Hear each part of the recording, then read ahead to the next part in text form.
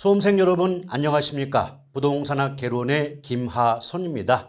자, 이번 주부터는요, 기출문제 특강 수업을 진행해 보고자 합니다. 여러분 알고 계시겠지만 우리가 수업을 듣고 어떤 것을 이해하는 것과 이해한 내용을 바탕으로 해서 문제를 풀어내는 것은 약간 개념과 차원이 다르다라고 볼 수가 있겠습니다. 그래서 기출문제를 풀다 보면 아주 쉽게 정답이 구해지는 문제도 있겠지만 두 번, 세 번 반복해서 읽어보아도 무슨 의미를 담고 있는가, 이 지문의 의미가 무엇인가를 해석하기 어려운 문제들도 있을 거예요. 그래서 비교적 쉬운 문제는 간략하게 설명을 해드릴 것이고 약간 개념 파악이 필요하다 이런 분야의 문제들은 반복해서 여러분 쉽게 이해할 수 있도록 한번 노력을 해보도록 하겠습니다.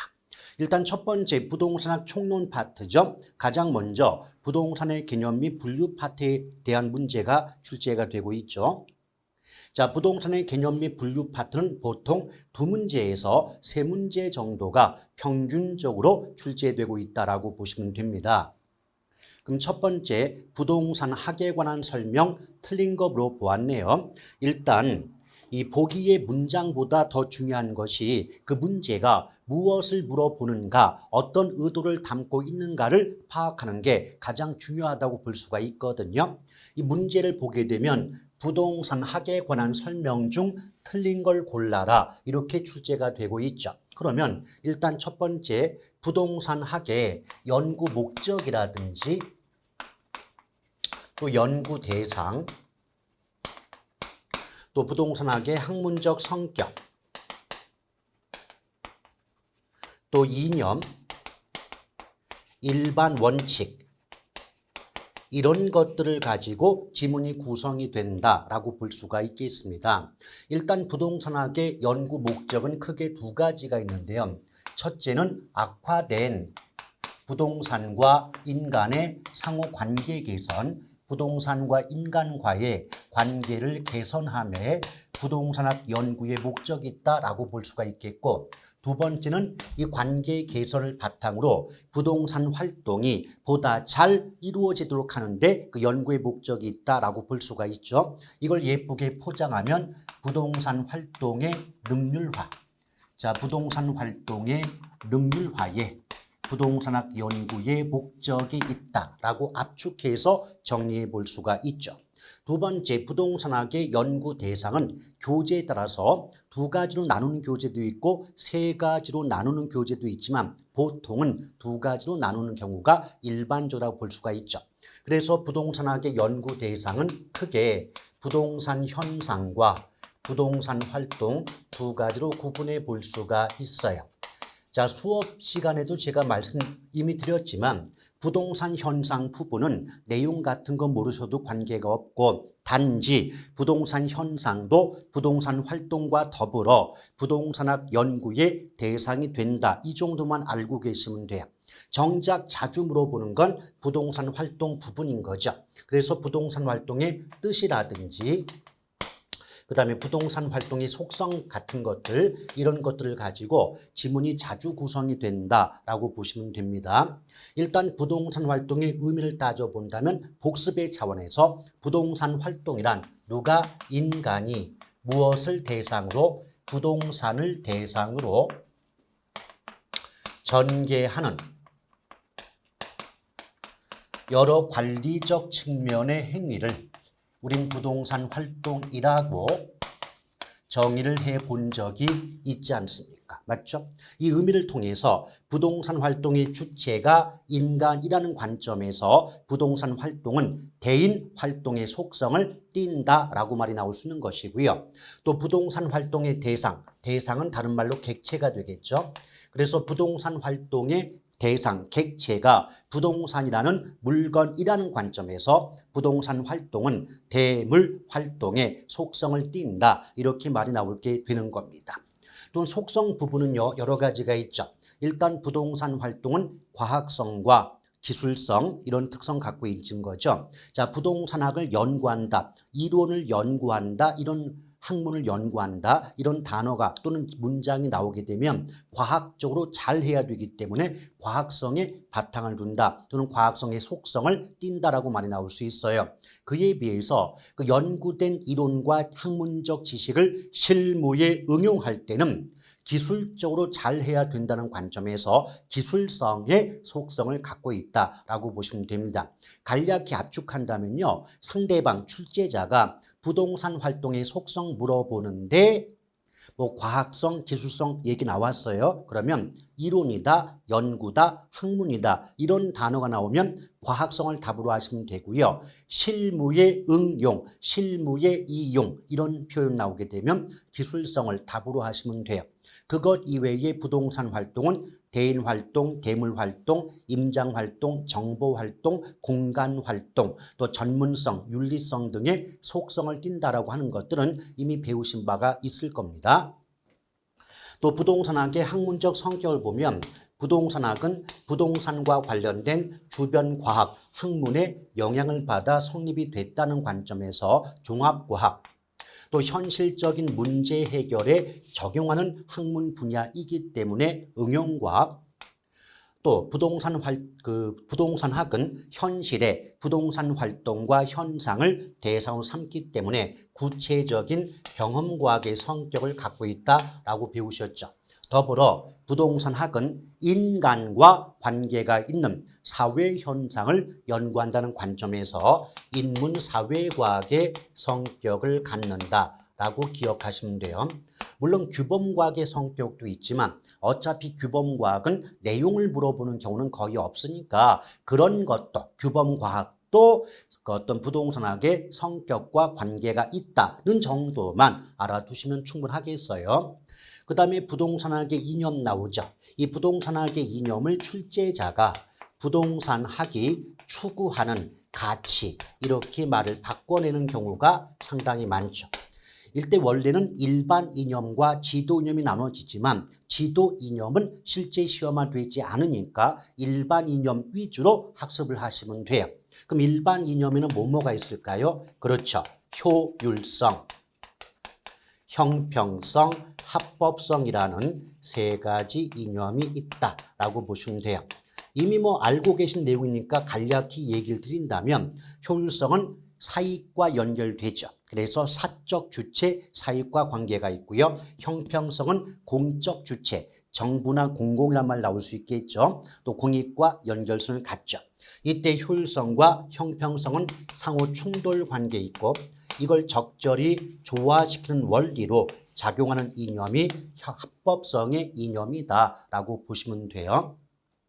또 부동산 활동 또 이념 나왔고 일반 원칙에 있어서 능, 안, 경, 공 네 가지 있었죠.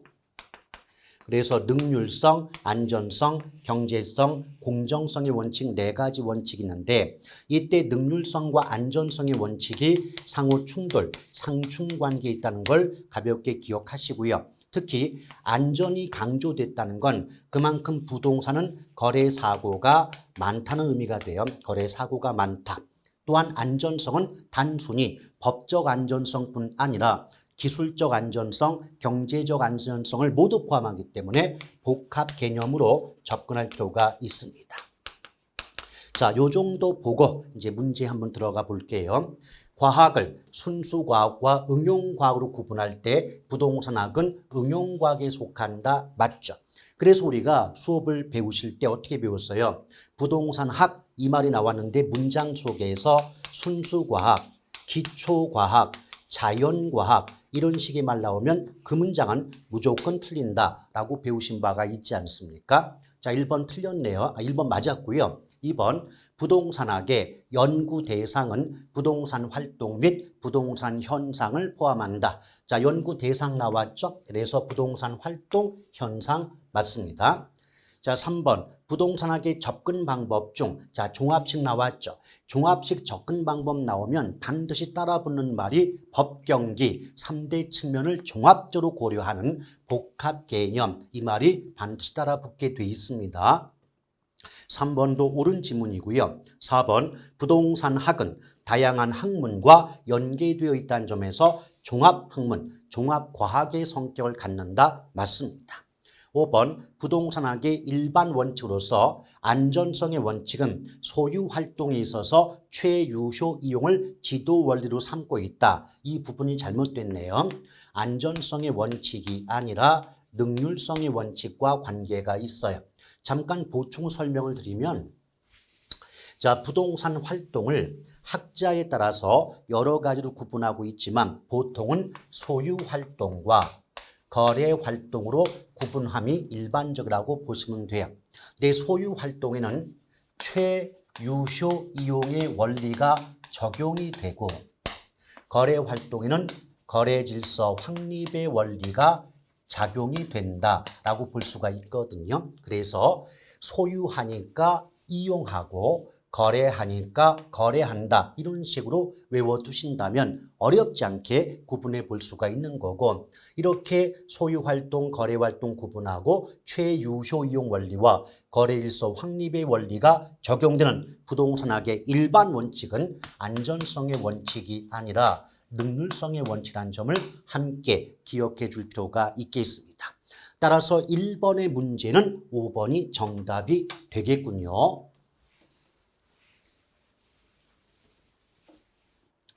자, 2번 보겠습니다. 부동산의 개념에 관한 설명으로 옳은 것으로만 짝지어진 거 그랬는데요. 여기 보시면 네모칸 박스가 나오면서 경제적 개념과 물리적 개념 나왔습니다. 그 문제를 풀기 전에 경제, 물리 이런 말 붙었다면 아 이거 복합 개념의 부동산 알고 있는가를 물어보는 문제이겠구나 라고 문제 출제 의도를 먼저 파악한 뒤에 보기를 보시는 게 어떤 문제를 푸는데 좋은 방법이지 않겠나 생각이 드는 거죠. 일단 부동산 개념자가 나왔죠. 그럼 뻔해요.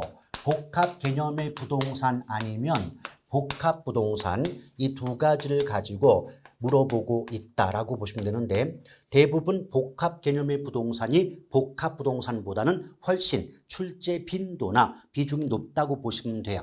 그리고 제가 수업 때 뭐 강조드렸습니까? 이 복합 개념이라는 말이 나왔다면 어느 파트를 불문하고 개발론이건 관리론이건 정책론이건 어느 파트를 불문하고 복합 개념은 무조건 법경기 3대 측면을 종합적으로 고려하는 개념이다. 사고방식이다. 라는 점 꼭 기억해달라 강조를 드린 바가 있죠.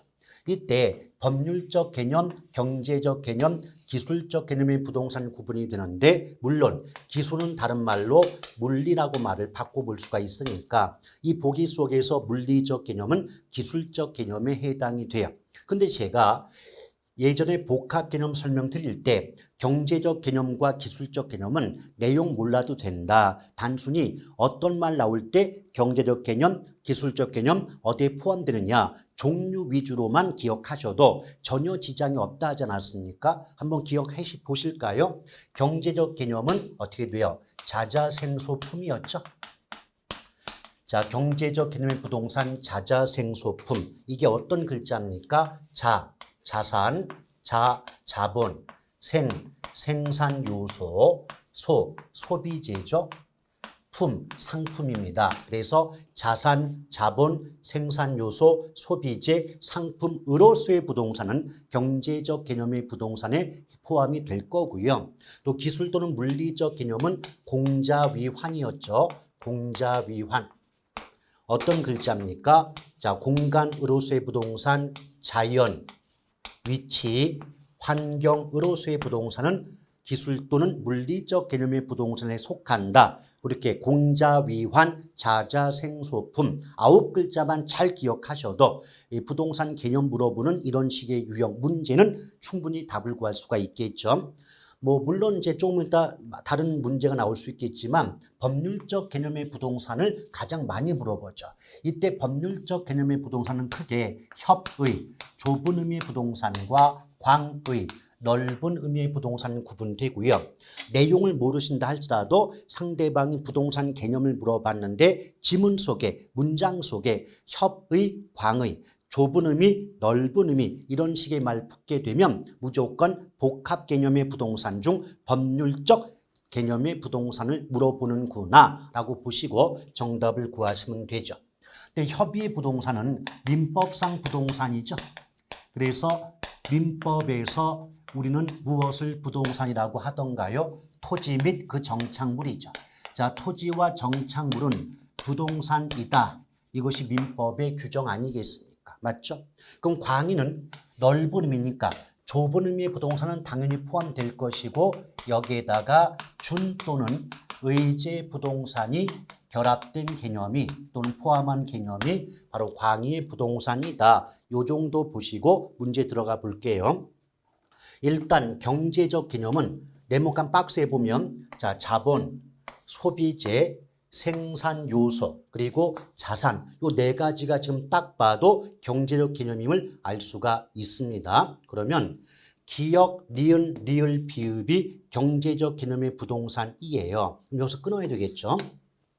그래서 기역, 니은, 리을, 비읍이 경제적 개념에 있는 문제 보기는 2번 하나뿐이 없네요. 그래서 이 부분은 사실 경제와 물리적 개념을 모두 알고 있는가를 물어보는 게 출제 의도였지만 단순히 경제적 개념의 부동산이 어디에 포함되는가만 알고 있다면 문제 정답을 구하는 것은 전혀 어렵지가 않다라고 보시면 돼요.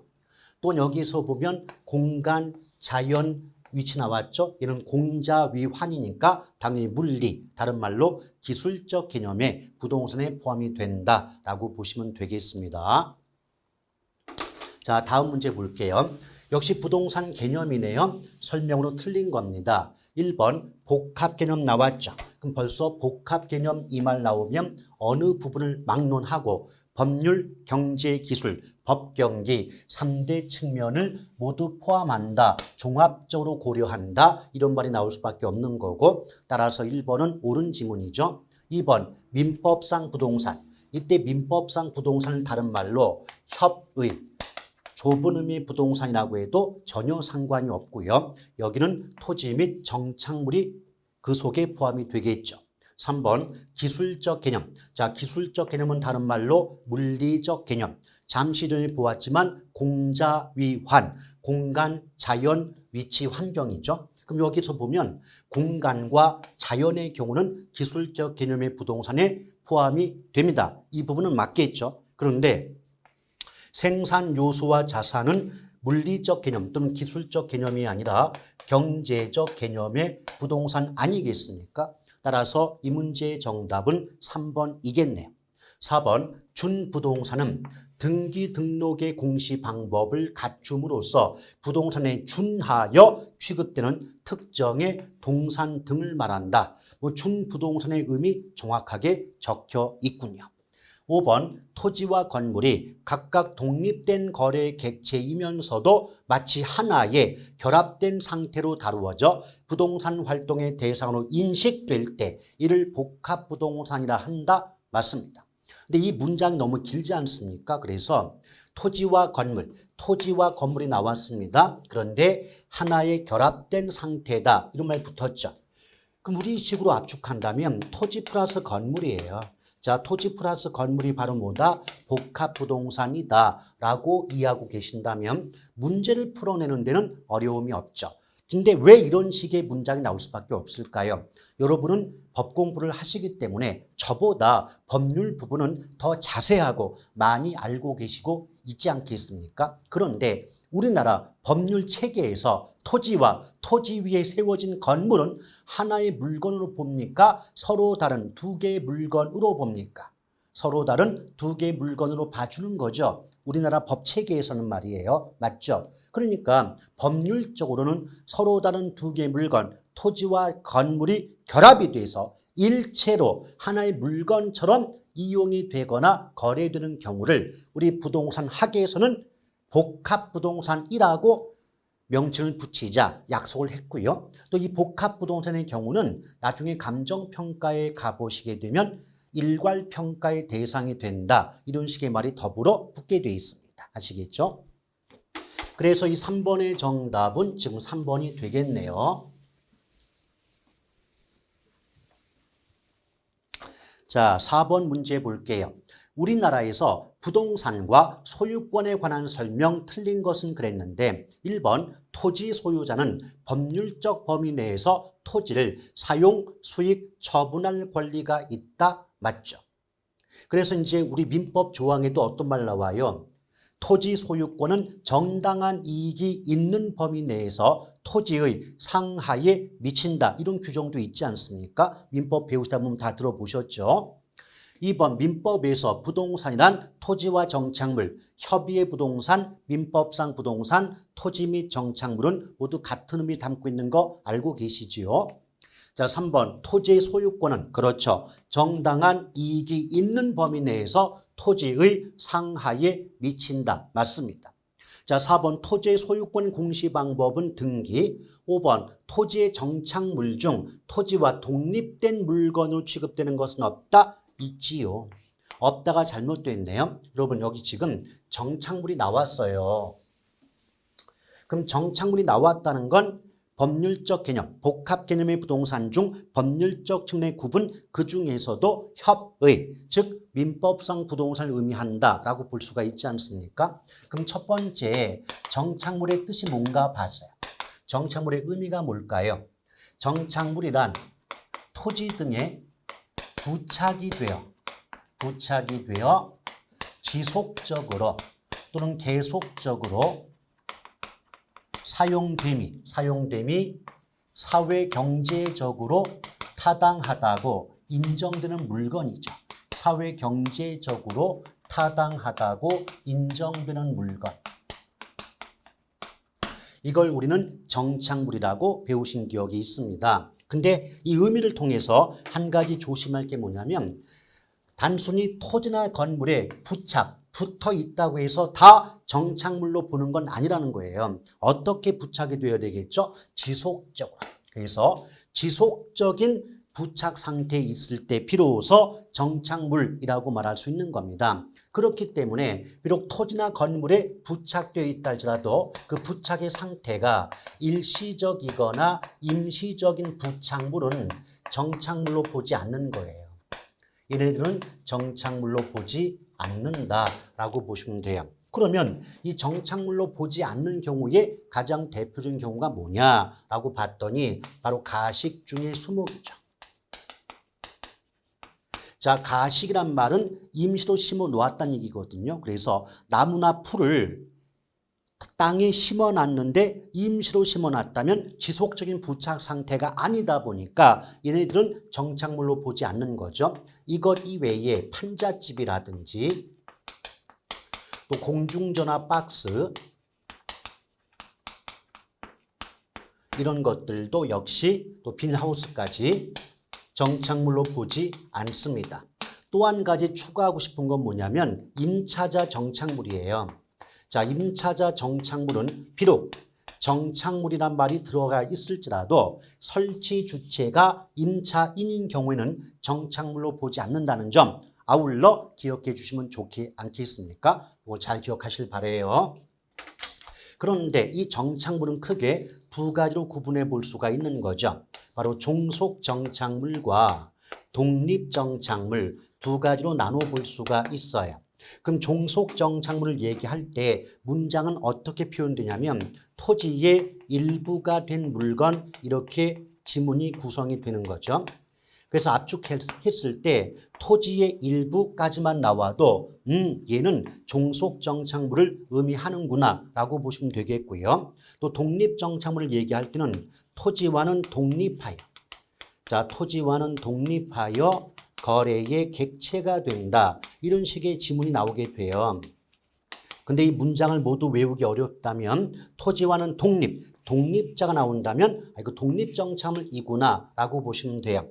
근데 어떤 과목이 됐던 간에 독립이다 또는 독립적이다 이 말은 무관하다의 뜻이죠. 그래서 토지와는 무관하게 토지와는 관계없이 거래의 객체, 거래의 대상이 될 수 있는 물건은 독립정착물에 해당이 되는 겁니다. 그래서 독립정착물의 가장 대표가 건물이 되는 거죠. 여러분 현실적으로요. 어떤 땅 위에 건물이 세워져 있다고 할 때 땅과는 별도로 그 토지와는 별도로 무관하게 관계없이 건물만을 매도하는 경우 있지 않습니까? 그렇죠? 이런 경우 건물은 토지와는 독립하여 즉 관계없이 거래의 객체, 거래 대상이 될 수가 있기 때문에 대표적인 독립정착물에 해당이 된다라고 보시면 되는 겁니다. 아시겠죠? 이것 이외에 무슨 소유권 보존 등기된 임목이라든지 또 명인 방법을 갖춘 수목이나 수목의 집단 등도 대표적인 독립정착물에 해당이 된다. 꼭 기억해 주시길 바라겠어요. 또 종속정착물은 뭐 도로라든지 교량이라든지 이런 것들이 모두 종속정착물인데 또 대표적으로 매년 경작의 노력을 요하지 않는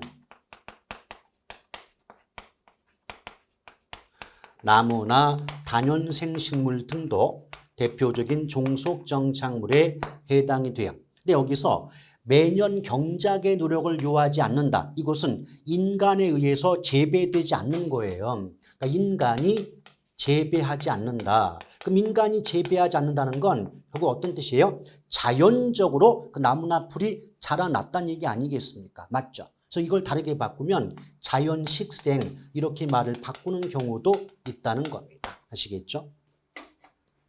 또는 경작의 노력을 요하지 않는다. 이 말 대신에 경작 목적 아닌, 경작의 목적이 아닌 나무나 다년생 식물 이렇게 말을 바꿔도 똑같은 지문에 해당이 되는 겁니다. 어찌됐건 정착물은 독립정착물도 있는데 즉 토지와 독립된 물건 이 부분이 독립정착물을 의미하는 표현인데 그런 물건이 없다고 했기 때문에 잘못된 지문은 5번이 되겠군요. 5번 토지는 사용하는 상황이나 관계에 따라 다양하게 불리는 바 토지 관련 용어의 설명으로 틀린 것 물어봤네요. 1번 도시개발 사업에 소요된 비용과 공공용지를 제외한 토지개발 사업 전 토지의 위치, 지목, 면적 등을 고려하여 토지 소유자에게 재분배하는 토지를 환지라 한다. 맞습니다. 근데 이 부분은 약간 좀 독특한 부분이죠. 무슨 말이냐면 여태까지 전통적으로 토지의 어떤 분류를 물어보는 문제 중에서 환지라는 말을 물어본 적은 이게 처음이에요.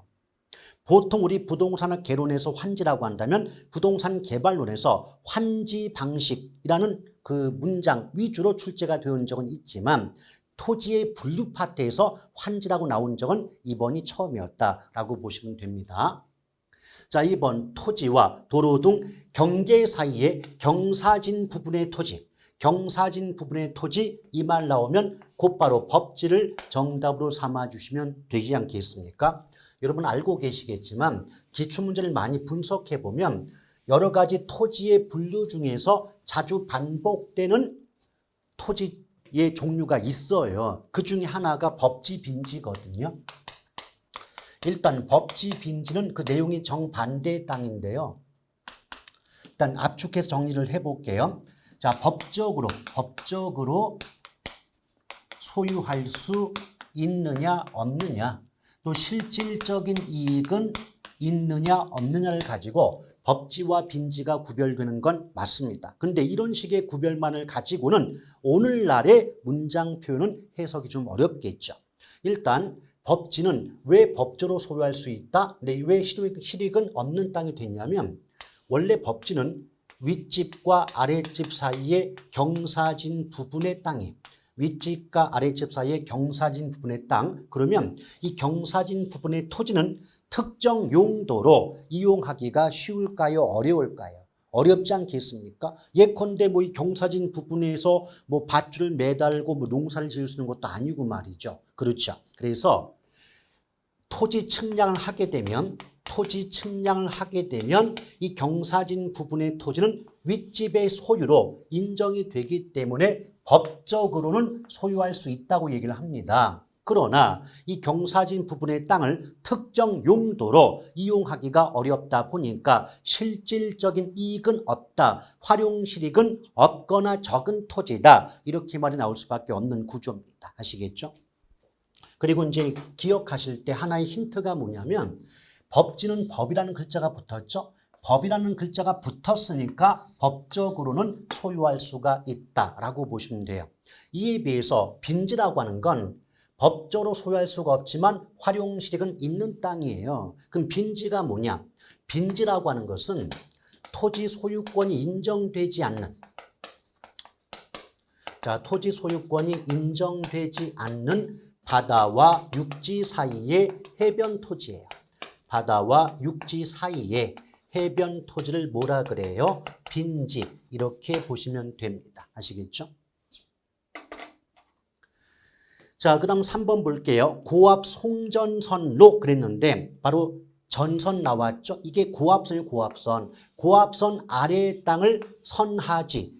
요 선자 앞에는 고압이란 말이 생략되어 있다라고 말씀드렸던 기억이 있지 않습니까? 그래서 고압선 아래의 땅이 뭐다? 선하지가 되겠죠. 그럼 물어볼게요, 여러분. 상식적으로 또는 현실적으로 고압선 아래의 땅 제값 주고 삽니까? 안 사겠죠. 또 보통 사려고 하지도 않아요. 근데 어쩔 수 없이 살 수밖에 없다면 제값 주고는 사지 않을 것이고 또 토지의 사용에 있어서도 많은 제약 또는 제한을 받을 수밖에 없는 땅이 선하지 아니겠습니까? 맞죠? 그럼 이 부분을 예쁘게 묶으면 선하지란 고압선 아래의 토지로서 이용 및 거래의 제한을 많이 받는 토지다. 이런 식의 문장 얼마든지 나올 수 있는 거 아니겠습니까? 맞죠? 4번 소유권이 인정되지 않는 바다와 육지 사이 해변 토지. 이거 빈지잖아요. 빈지인데 떡하니 포락지라고 했으니까 4번 틀린 거죠. 따라서 이 문제의 정답 4번인데 여기 나와 있는 포락지도 상당히 토지 분류의 문제로서 자주 출제가 되고 있다는 거죠. 포락지를 물어볼 때는요. 보통 어떻게 문장이 나오냐면 지적 공부에 등록된 토지로서 집안이 절토돼요. 자, 집안이 절토되어 수면 밑으로 잠긴 토지. 이런 식의 말이 많이 나와요. 수면 밑으로 잠긴 토지다. 이렇게 출제가 되는데 이걸 좀 바꿔볼게요. 그럼 다른 출제자는 집안이 절토된다. 이 말을 다르게 바꿀 때 침식작용으로 자, 수면 밑으로 잠겼다. 이 말 대신에 하천의 바닥이 됐다. 하천의 바닥이 된 토지를 포락지라 한다. 이렇게 출제가 되는 경우가 많습니다. 더불어 민법을 배우신 분은 아시겠지만 이 절토의 반대가 성토죠. 그러면 이 포락지의 경우 한 번 절토된 토지를 성토한다 할지라도 한 번 소멸된 사건이 다시 부활해요 못해요? 소멸된 사건은 다시 부활하지 못한다. 민법에서 들어보신 기억이 있지 않습니까? 맞죠? 다음 5번 도시개발 사업에 필요한 경비에 충당하기 위해 환지로 정하지 아니한 토지를 채비지라 한다. 그래서 지금 1번이나 2번 같은 경우는 오히려 부동산은 개론 과목보다는 공법 과목에서 많이 들어봤던 기억이 있으실 것 같습니다. 자, 정답 4번이었고요. 자, 6번 문제 토지 관련 용어의 설명으로 틀린 건데 1번 택지지역 내에서 주거지역이 상업지역으로 용도 변경이 진행되는 땅을 이행지라 한다. 맞습니다. 그래서 똑같은 동일한 용도지역 내에서 용도가 변경 또는 전환되는 땅을 이행지라고 하는 거 맞죠? 또 기출문제를 많이 분석해보면 이행지 후보지도 상당히 자주 물어보는 토지 분류의 문제 중 하나예요. 그래서 우리 후보지와 이행지 어떤 차이점이 있다고 배웠죠? 일단 용도지역을 이때 용도지역은 지금부터 제가 말씀드리는 용도지역은 국계법상의 용도지역은 아니에요. 감정평가와 관련된 용도지역에서 택농임이 있어요. 즉 택지지역, 농지지역, 임지지역으로 구분이 된다는 거죠. 그런데 택지지역은 또다시 주상공으로 구분이 되죠. 주거지역, 상업지역, 공업지역 나누어지고요. 농지지역은 전답과 전지지역, 답지지역, 과수원, 그러니까 우리말로 하면 논밭, 과수원이 되는 거죠. 임지지역은 용제림과 신탄림으로 구분이 돼요. 그럴 때 이 택농임, 다시 말하면 용도지역 상호 간에 용도지역 간에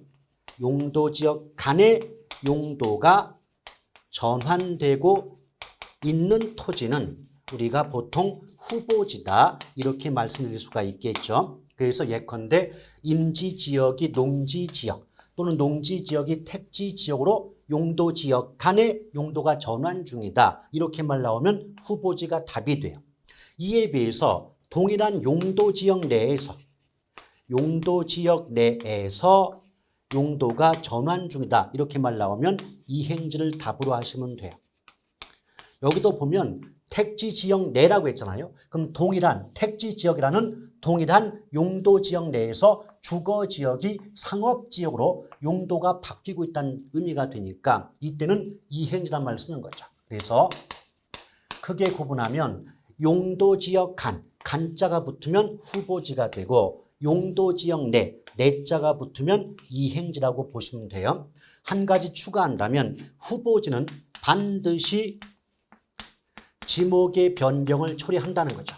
반드시 지목이 변경되지만 이행지는 반드시 지목이 변경되는 건 아니다. 즉 지목이 변경되는 경우도 있지만 그렇지 않은 경우도 있는 게 이행지다라고 보시면 됩니다. 더불어 후보지나 이행지는 둘 다 공통적으로 용도가 바뀌는 과정 중에 있을 때만 쓰는 말이고 용도 전환이 완료된 후에는 후보지나 이행지란 말은 쓸 수가 없는 말이다. 는 점도 함께 기억해 줄 필요가 있겠습니다. 아시겠죠? 2번 필지 나왔죠? 자, 필지가 나오면 지번자가 붙어요. 지번이 붙고 등록의 단위, 법적 개념의 토지. 그래서 압축해서 정리하십시오. 지문 속에서 지번, 등기 등록의 단위, 법적 개념의 토지, 이 단어 중에 어느 한 가지만 들어가 있을지라도 이미 그 문장은 필지를 의미한다라고 보시면 되겠습니다. 자, 획지 나왔네요. 인위적, 자연적, 행정적 조건에 따라 다른 토지와 구별되는 가격 수준이 비슷한 일단의 토지. 자, 획지 나왔습니다. 그런데 가격 수준이 비슷한 한 덩어리의 땅이 획지라고 했어요. 따라서 획지는 가격 수준을 가지고 구분이 되기 때문에 성격상 경제적 개념의 토지다라고 볼 수가 있는 거고요. 또 획지는 부동산 활동과 부동산 현상의 단위가 된다.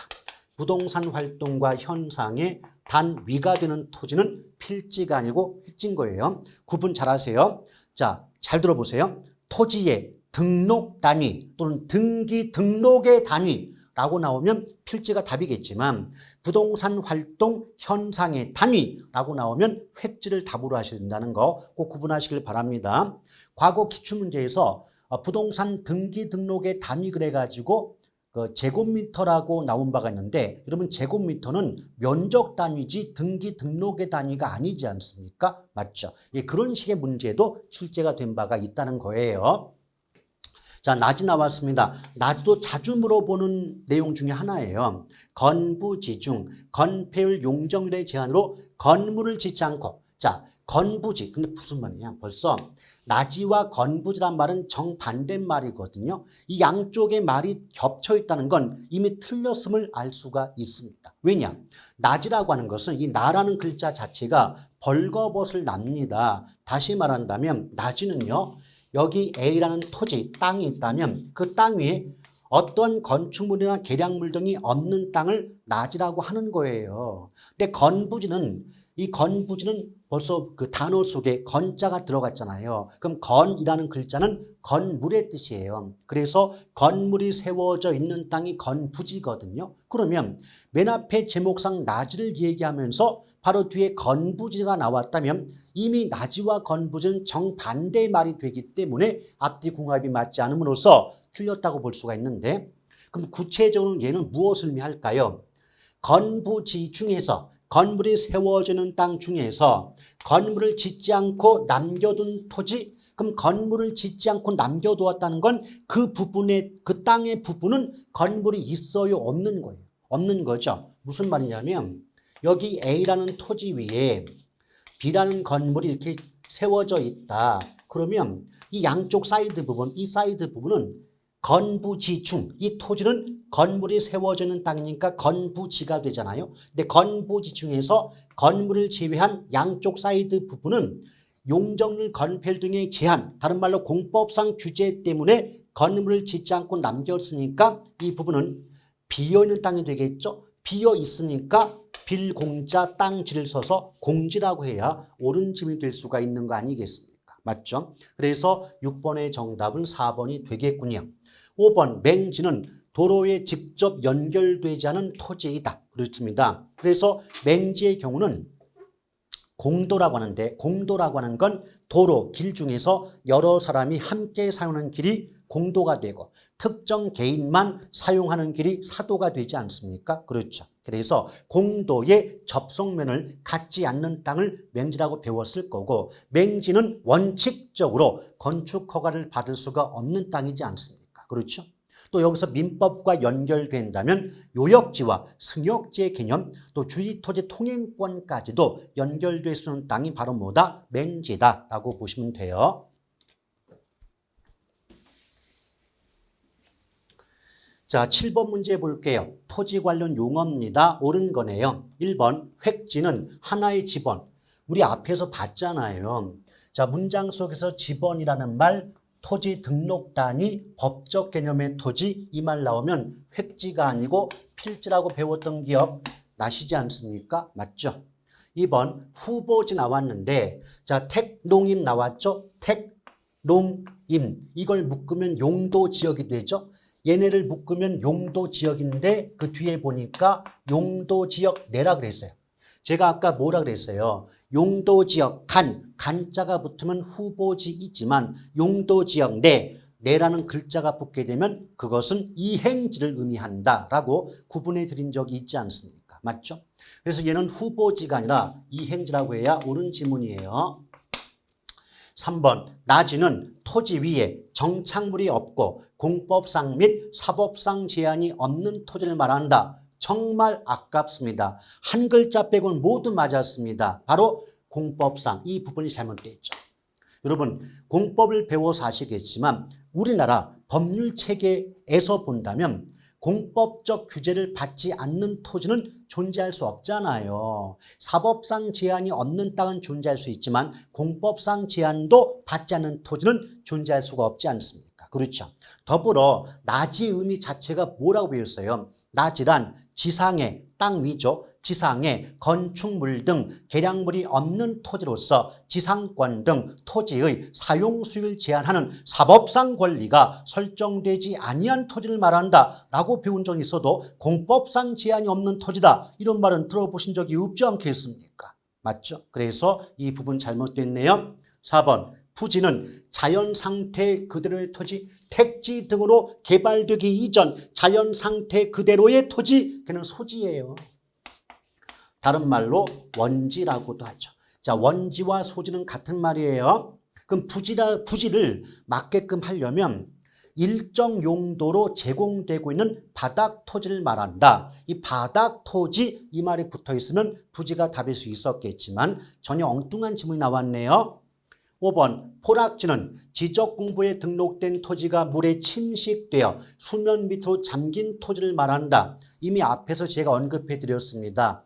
포락지 문장 두 가지 있다고 배우셨죠? 첫째, 지적공부에 등록된 토지로서 집안이 절토되어 하천의 바닥이 된 토지 이렇게 나오는 경우도 있지만 침식작용으로 수면 밑으로 잠긴 토지를 말한다라고 출제하는 경우도 있다 하지 않았습니까? 아시겠죠? 그래서 이 문제의 정답 옳은 것은 5번이겠네요. 자, 8번 보도록 하겠습니다. 다음 토지의 정착물 중 토지와 독립된 것이 아닌 것 그랬는데 토지와 독립된 것이 아닌 것이니까 이 문장은 결국 독립정착물이 아닌 걸 골라볼래 이 말과 같은 거죠. 이미 앞서서 우리 뭐 배웠습니까? 정착물은 토지의 일부가 된 물건인 종속정착물과 토지와는 독립하여 거래의 객체, 대상이 될 수 있는 독립정착물 두 가지로 구분해 볼 수 있다 그랬죠. 근데 그때 제가 종류를 말씀드리면서 독립정착물은 대표적으로 건물이 있고 나머지 소유권 보존 등기된 임목, 명인 방법을 갖춘 수목의 집단, 그것 이외에 좀 문장이 길어요. 권원에 의하여 타인의 토지에 재배되고 있는 농작물 등도 대표적인 독립정착물에 해당이 된다는 겁니다. 그럼 여기 보기를 보시면 자 건물 나왔죠? 소유권 보존 등기된 임목 나왔고 명인 방법을 갖춘 수목, 권원에 의하여 타인의 토지에 재배되고 있는 농작물 아주 전형적이고 대표적인 독립정착물이에요. 그럼 결과적으로 우리가 외웠던 또는 배웠던 독립정착물 아닌 건 3번밖에 더 있습니까? 국어라고 하는 건 공시법 배울 때 28개 지목 중 하나가 국어고 국어는 우리말로 바꾸면 또랑이라고 볼 수가 있는 거 아닙니까? 그래서 이 문제의 정답은 3번이 되겠습니다. 자, 9번 볼게요. 토지 관련 용어의 설명으로 옳은 것을 모두 고른 것. 기억번. 자, 택지 나왔죠? 택지 나오면 택지는 무조건 어느 파트를 불문하고 주상공 세 글자가 따라 붙습니다. 다시 한번 택지가 나왔다. 무조건 어떤 말이 따라 붙어요? 주상공. 그래서 주거, 상업, 공업, 용지 등의 용도로 이용되고 있거나 해당 용도로 이용할 목적으로 조성된 토지를 말한다. 맞죠? 일단 기억번은 맞았네요. 근데 이 부분은 옳은 걸 고르라고 했으니까 기역, 니은, 디귿, 리을 4개를 모두 모른다 할지라도 이 중에서 하나, 두 개만 알고 계셔도 답을 구하는 건 어렵지 않죠. 일단 기역번은 맞았죠? 그럼 보기 5개 중에 기역번이 없는 3번과 4번은 처음부터 답일 수가 없는 겁니다. 니은번 획지는 용도상 불가분의 관계는 2필지 이상의 일단의 토지를 말한다. 뭐 이런 식의 말은 없어요. 여러분 우리 뭐 배웠어요? 앞선 시간에 획지라고 배울 때 획지는 뭐 인위적, 자연적, 행정적 조건에 의해서 구별되는 토지로서 가격 수준이 비슷한 일단의 토지를 말한다라고 들어본 적은 있어도 뭐 2필지 이상의 토지다 이런 말 들어본 적은 없잖아요. 그럼 니은번은 틀렸네요. 그러면 1번, 2번, 5번이 남았는데 니은번을 없애버리면 2번과 5번이 자동으로 탈락하니까 남은 건 1번 하나뿐이 없잖아요. 그러면 디귿번과 리을번을 모른다 할지라도 또는 안 본다 할지라도 이미 정답은 1번으로 굳어진 거니까 시간 아끼는 차원에서 그대로 넘어가시면 되겠습니다. 다만 여기 디귿번에 보면 지가의 공시 나왔죠. 부동산은 개론의 가장 마지막 파트가 부동산 가격 공시제도 파트인데 지가의 공시라는 말 나오면 2가지밖에 없어요. 표준지 공시지가와 개별 공시가 2가지밖에 없습니다. 그러면 지가의 공시란 말 나왔다면 표준지가 나와야지 표본지란 말이 나와서는 안 되겠죠. 또 그다음 리을번 이행지 나왔는데 자 택농임 자 용도지역 나왔죠. 근데 용도지역 간자가 나왔어요. 다시 한번 반복합니다. 택농임은 한마디로 압축하면 용도지역인데 용도지역 뒤에 간자가 붙으면 후보지이고 용도지역 뒤에 내자가 붙으면 이행지라고 했던 거 기억들 나시죠? 지금 간자 나왔어요. 그럼 이행지가 아니라 후보지인 거죠. 그래서 원래의 출제 의도는 기역부터 리을번까지 모든 내용을 정확히 알고 있느냐고 물어보지만 실제 기출문제를 분석해 보거나 문제 푸실 때는요. 해당 사항이 아닌 거를 빼준다면 어렵지 않게 정답을 구할 수가 있는 문제 상당히 자주 출제가 됩니다. 보통 이렇게 없는 것부터 없애자 이런 방법을 명칭을 붙이기를 뭐 소거법을 적용한다 그러는데 소거, 없앤다 이런 뜻이거든요. 근데 굳이 그런 명칭 붙이지 않아도 자동적으로 기역번 들어가야 돼. 그럼 기역번 없는 3번, 4번 X. 근데 니은번은 틀렸어. 그럼 니은번 있는 2번, 5번 X. 이렇게 싹싹 쳐나가게 되면 굳이 다른 걸 보지 않아도 1번이 답인 건 너무나 쉽게 파악할 수 있다는 겁니다. 아시겠죠? 자, 10번 볼게요. 토지의 이용 목적과 활동에 따른 토지 관련 용어에 관한 설명 옳은 건데 자, 부지 나왔습니다. 부지. 근데 부지가 나왔다면 일단 볼게요. 부지가 나왔을 때 대표적인 표현이 뭐라고 배우셨습니까? 뭐 도로, 터널, 교량 등 일정한 용도로 제공되고 있는 바닥 토지를 말한다. 이게 부지의 뜻이에요. 근데 읽어보니까 건부지 중 건물을 제외하고 남은 부분 자 잠깐 끊어볼게요. 이 1번 지문에서는 힌트가 2개가 있어요. 첫 번째 힌트는 건부지 중 건물을 제외하고 남은 부분. 일단 건부지가 나왔으니까 이 A라는 땅 위에 B라는 건물이 세워져 있다는 거예요. 건물이 세워져 있으니까 이 토지는 현재 이용 상황이 건부지가 되는 건 이해가 되시겠죠. 오케이? 근데 건부지 중에서 건물을 제외하고 남았다. 그럼 건물을 제외하고 남은 그 부분의 땅은 건물이 없잖아요. 그럼 건물이 없고 비어있기 때문에 공지가 되는 거죠. 자, 앞선 부분에서 제가 그림을 그려봤지 않았습니까? 자, 이게 A라는 토지죠. B라는 건물이 세워져 있어요. 그럼 이 건물 세워진 양쪽 부분은 공법상 규제 때문에 건물을 짓지 못하고 비어있게 됩니다. 이런 부분을 뭐라 그래요? 공지라고 하죠. 근데 두 번째 힌트가 뭐냐면 자, 건축 법령에 의한 건폐율 등의 제한, 이걸 한마디로 압축하면 공법상 제한이죠. 자, 공법상 규제나 제한으로 인해서 필지 내에서 비어있는 토지, 비어있는 토지, 이게 한자로 빌공자 땅지가 되니까 공지가 되는 거죠. 그래서 1번 지문은 문장 속에서 벌써 힌트가 2개가 있기 때문에 이게 공지라는 것을 정확히 파악할 수 있어야 됩니다. 1번 틀렸고요. 이거는 공지죠. 2번 대지는 공간정보의 구축 및 관리 등에 관한 법령과 부동산 등기 법령에서 정한 하나의 등록 단위. 이미 벌써 몇 번이 반복됩니까? 자, 필지가 나올 때는 등록 단위, 법적 개념, 지번 이런 단어가 열거되어 있다면 무조건 필지를 답으로 해 주십사. 앞에서 언급해 드렸죠. 따라서 이는 대지가 아니라 필지를 의미한다라고 보시면 되겠고 3번 빈지는 과거에는 소유권이 인정되는 전답 등이었으나 집안이 절토되어 전형적인 말 나왔네요. 집안이 절토, 흙이 무너져 내렸다. 그래서 바다나 강으로 바뀌었다. 이거 빈지 아니잖아요. 포락지죠. 포락지. 자, 4번 볼게요. 포락지는 소유권이 인정되지 않는 아주 전형적인 표현도 나왔군요. 소유권이 인정되지 않는 바다와 육지사 해변 토지 이게 뭐예요? 빈지죠. 그럼 딱 보는 순간에 출제자가 3번과 4번은 제목을 위아래 바꿔놨구나. 이것을 이해해 볼 수가 있는 겁니다. 그럼 5번 소지는 자 소지는 다른 말로 원지죠. 그럼 대지 등으로 또는 다른 말로 택지 등으로 개발되기 전 자연 상태 그대로의 땅을 뭐라 그래요? 소지 또는 원지라고 합니다. 그래서 이 문제의 정답은 5번이 되겠군요. 일단 요 10번까지 풀었고요. 다음 문제부터는 다음 시간으로 이어가도록 하겠습니다.